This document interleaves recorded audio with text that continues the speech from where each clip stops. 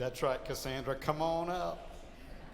During this season of generosity, we're inviting persons from the congregation to share some reflections on generosity and why we would share our financial gifts in supporting the ministries of the church. Today, Cassandra Brooks is sharing with us. All right. I grew up going to church with my family. Our church did not have many children, and therefore we did not have a big emphasis on a youth program.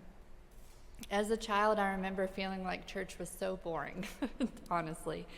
And when I'd go spend the night at a friend's house and go to their churches, I was a little jealous because I could see how other churches could make it really fun for kids. Like many, when I went off to college, I stopped attending church, and while I still loved God, it would be 15 years before I started going to church regularly again.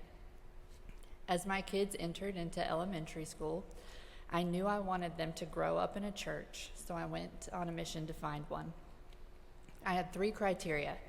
1, I wanted a robust youth program with a children's church so that they could hear a message on their level. 2, I wanted a church that placed a high emphasis on helping our local community.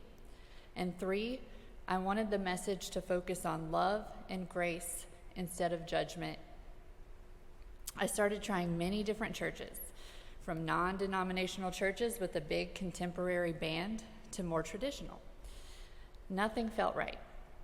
One day, Donna, who I still sit with up in the balcony, invited me to try Central. She introduced me to the Sunday school class in Kelly's Cafe, which was taught by Ben Sloan at the time, and now is taught by Savannah. I still remember the sermon that day so happened to be about love, which seemed like a sign. Everyone was very welcoming. I knew this was the place that I wanted to be. The message at this church has continued to be love and grace.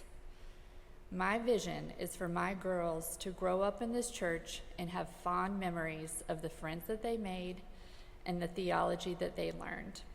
I hope our youth program continues to strengthen so that Central leaves a lasting impression on them in hopes that they will not take a 15-year break like their mother. For that reason, I will continue to invest in Central, and I hope that each of you will do the same.